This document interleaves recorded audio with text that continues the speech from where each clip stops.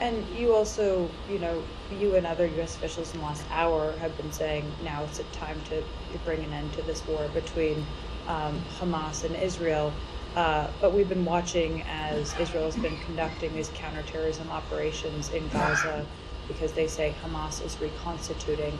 If the time is now to bring an end to this conflict, should they stop those counterterrorism operations? So Israel achieved an incredibly important strategic objective today, but their other strategic objectives remain. First and foremost among them, the return of the hostages, including the 7 Americans who remain held hostage. So we want to see those hostages returned home. I know Israel wants to see those hostages returned home, and it's important that they continue to work to return those hostages home.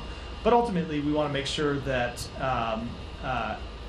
they take the strategic objectives that they have accomplished, and today was a significant one, but they've accomplished other strategic objectives over the course of the past year in degrading Hamas's military capabilities to the extent that in no sense could they launch an attack today that looked anything like the attack of last October 7th.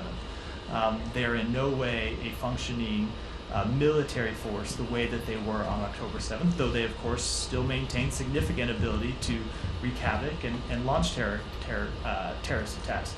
So what we want to see from them, and this is what we'll be discussing with them, is how they take those strategic objectives that they have met and turn that into an enduring strategic victory. And from our perspective, that means a path forward in Gaza that isn't just a military path forward for degrading Hamas and continuing to fight Hamas fighters over and over and seeing 100 fighters killed and 100 new fighters join over the course of a day or a month and being in this perpetual cycle of continuing to fight on the ground there. What we want to see is a path forward that brings the hostages home and sets the conditions for the day after, where you have reconstruction in Gaza, you have actual security in Gaza, and you have a political path forward for the people in Gaza that is determined by the people in Gaza. And so those are the conversations we are going to have with the government of Israel, as well as with our other partners in the days ahead. Those are the conversations the Secretary started already today with his counterparts in Qatar and Saudi Arabia. I guess you didn't answer the question as to how the counterterrorism operations that are ongoing fit into that.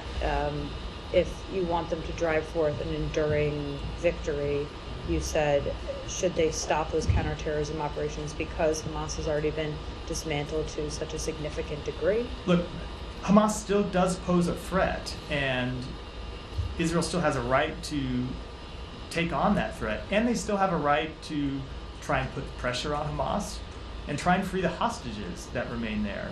But ultimately, we think the path forward is not just to continue military operations that they will have to repeat over and over again. Because in our judgment, and in the judgment of our partners in the region and our partners around the world, a path forward that doesn't include the reconstruction and security and rebuilding and a political path forward in Gaza is not a path that will actually provide an end to the war. And that's what we want to see ultimately, is an end to the war. Now, I can't tell you that that's something that we'll have agreement on with the Israeli government tomorrow or next week or with partners in the region, but it's something that we're going to continue to pursue. And then do you have an early assessment as to where, given you said you've been in regular contact with Israeli officials over the last few hours, we saw the speech from Prime Minister Netanyahu. Do you have an initial assessment as to where Netanyahu stands on this right now? If he's going to be in lockstep with the United States in driving forth an end to this conflict after Sinwar's death? So the president's going to talk to the prime minister in the coming days. I think it's appropriate to wait for that conversation. And then just last question. That makes sense. The day after plan. There have been many conversations in this building about when you guys are going to release that has been long worked on in this building. Is the time now? So I don't want to preview any announcements, but obviously we want to seize the opportunity created by the death of Sinwar, and that means an opportunity to end the war, and it means an opportunity to get to the day after. And so we have been working on this for months, and it's not just happening inside this building, but as you know, happening in conversations with our partners, first and foremost in the region, but also our partners in other countries around the world. And we do want to look to push those plans forward in the days ahead. I'm not going to preview any specific announcements or give any specific timing. Again, we're only hours after what is a fairly seismic event, but certainly it's something that we want to pursue aggressively in the days ahead. Thanks. Yeah. Thank you. To follow up on Sean's question,